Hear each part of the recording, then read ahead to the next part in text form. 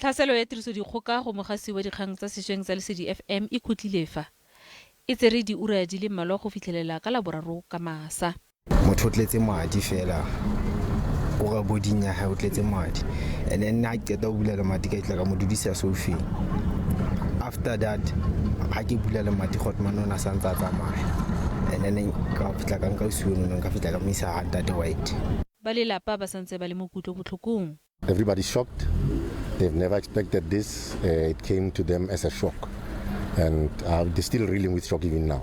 2 of the children from Dimakato, they're still with their grandmother. So they are not yet been told. Tlhaselo e bakile le go makala a farologaneng a bobegakgang. SABC le yona e nyaditse thata tirisodikgoka ya bong. Badiri mmogo nae ba re ba gakgamaditswe ke se. Go utlwile bohloko haholo ka se etsahetseng haholoholo jwang ka mosebetsi mmoho le rona.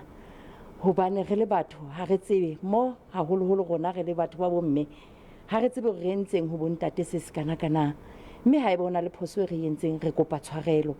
Melaelwa yo e leng lepodisi la Maloba o sale a tsene ka lenga la Seloko ka laboraro. Provincial Commissioner jalo ka motho wa mme o ile a fana ka taelo ya hore e nyolelwe boemong ba province ke ga le lefapha le sebetsanang le dinyewe tsa mofuta ona provinceng e le lona le nkileng nyewe ena ho etsa bonnete ba hore ba latela mehlala yohle ho fumana melaelwa enwa.